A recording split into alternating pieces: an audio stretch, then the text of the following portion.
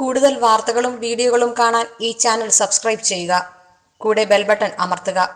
Please subscribe our channel. നമസ്കാരം. എല്ലാ മാന്യ ജ്യോതിഷ പ്രേമികൾക്കും ജ്യോതിഷ വിശ്വാസികൾക്കും എൻ്റെ എളിയ എപ്പിസോഡിലേക്ക് ഹാർദവമായ സ്വാഗതം.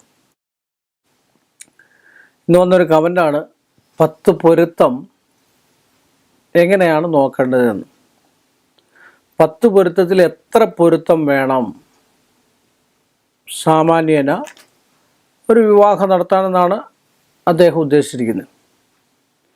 10 പൊരുത്തം എന്ന് പറഞ്ഞാൽ പഴയ കാലത്ത് 21, 22 പൊരുത്തമൊക്കെ നോക്കുന്ന ഒരു സമയം ഉണ്ടായിരുന്നു.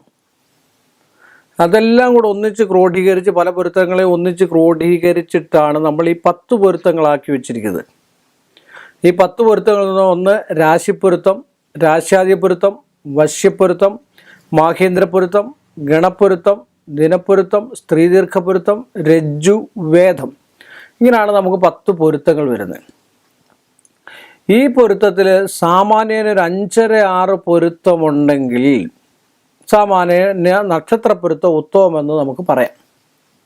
അത് സാമാന്യേന ഉത്തമമെന്ന് മാത്രമേ നമുക്ക് പറയാൻ പറ്റുള്ളൂ. 10 പൊരുത്തം ഉണ്ടെങ്കിൽ അതിലാണ് നമ്മൾ ഈ പറയുന്നത് മധ്യമരജ്ജു ദോഷമോ.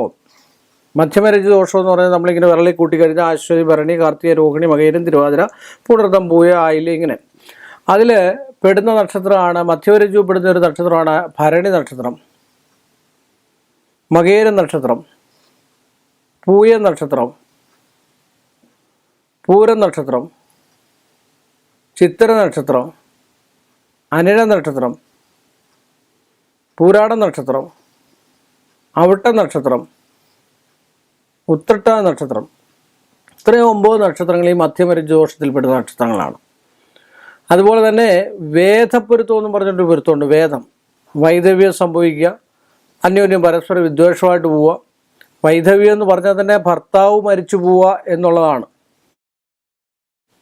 ഭർത്താവിൻ്റെ ആയുസ്സിനെ, വിവാഹത്തിന് ശേഷം ആയുസ്സിനെ കുറയ്ക്കുക എന്നാണ് പറയപ്പെടുന്നത്, അല്ലേ? വേദം എന്ന് പറഞ്ഞാൽ തന്നെ അതിൻ്റെ അർത്ഥം എന്താ? വിധവയാകുക എന്നുള്ള അർത്ഥത്തിലാണ് പറയുന്നത്. അത് മറ്റു പൊരുത്തങ്ങളൂടെ നമ്മൾ നോക്കി വ്യക്തമാക്കിയെങ്കിൽ മാത്രമേ അങ്ങനെ വൈധവ്യം സംഭവിക്കുകയുള്ളൂ. അത് ജാതകം കൂടെ പരിശോധിച്ച് ഗ്രഹനിലയിൽ ധനേ, വേജ, പാതാളെ, ജാമത്തിൽ, ലഗ്നത്തിൽ 2, 12, 4, 7, 8 നീചഗ്രഹങ്ങൾ നിൽക്കുവാണ്. അതേ തത്തുല്യ ബലയുക്തമായിട്ടുള്ള നീചഗ്രഹങ്ങൾ സ്ത്രീജാതകാലും പുരുഷജാതകാലും ഒത്തൊരുമിച്ച് നിൽക്കുകയാണെങ്കിൽ മാത്രമാണ് പാപസാമ്യത എന്ന് പറയുന്നത്. നമ്മളിപ്പോൾ കമ്പ്യൂട്ടറിലൊക്കെ വരുന്ന എണ്ണിയാണ് വരുന്നത്.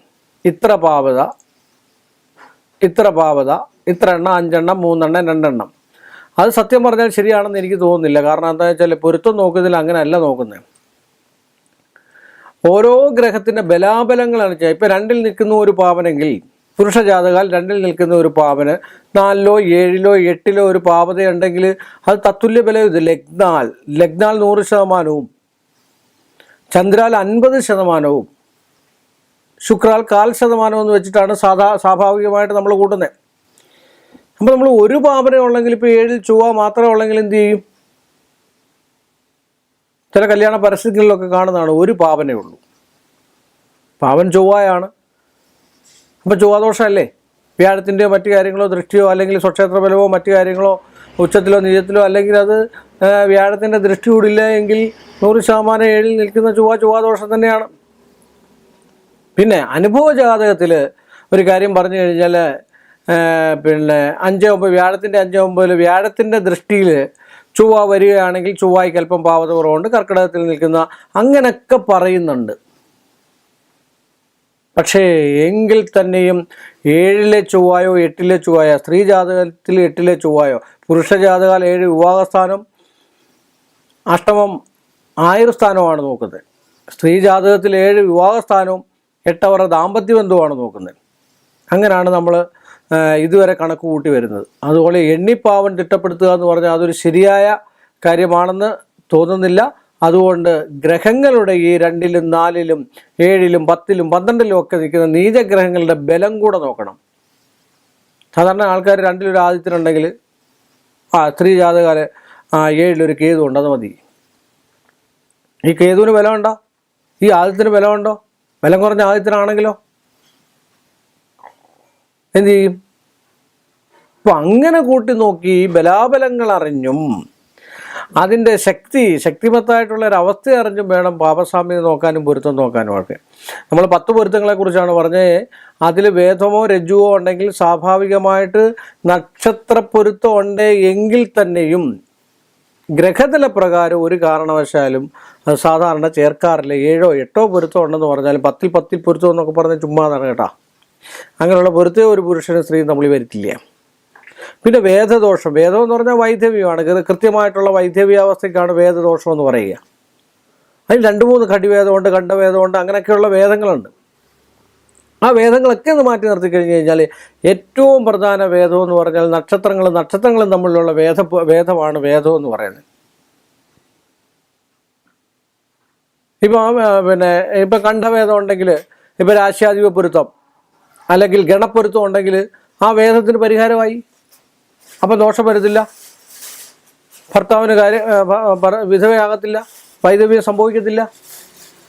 അതുപോലെ രാശിപ്പൊരുത്തം ദിനപ്പൊരുത്തം ദിനാഖ്യവും മധ്യമരജി ദോഷം ചിന്യം വിശേഷാധിക പാണി വീട് എന്നുവെച്ചാൽ ഒരു സ്ത്രീയും പുരുഷനും കൂടെ ഒന്നിച്ച് ജീവിതകാലം മൊത്തം പോകുവാനായിട്ട് രാശിപ്പൊരുത്തം ദിനപ്പൊരുത്തം ദിനാഖ്യവും മധ്യമരജി ദോഷം എന്നാണ് അതിൻ്റെ പ്രമാണം തന്നെ. അപ്പം അത് നമ്മൾ ഉൾക്കൊണ്ടുകൊണ്ട് നോക്കി നല്ലതായിട്ട് പൊരുത്തശോധനയൊക്കെ നോക്കി പൊരുത്തം നോക്കുക എന്ന് പറഞ്ഞാൽ സശ്രദ്ധ നോക്കേണ്ടതാണ്. ഏറ്റവും കാര്യമായിട്ട് നോക്കേണ്ട ഇതാണ് പൊരുത്തം എന്ന് പറയുന്നത്.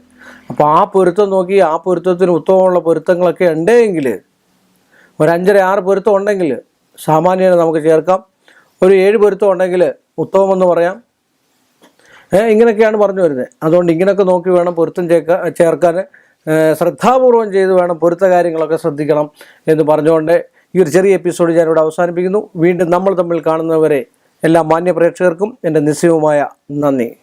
കൂടുതൽ വാർത്തകളും വീഡിയോകളും കാണാൻ ഈ ചാനൽ സബ്സ്ക്രൈബ് ചെയ്യുക. കൂടെ ബെൽ ബട്ടൺ അമർത്തുക. Please subscribe our channel.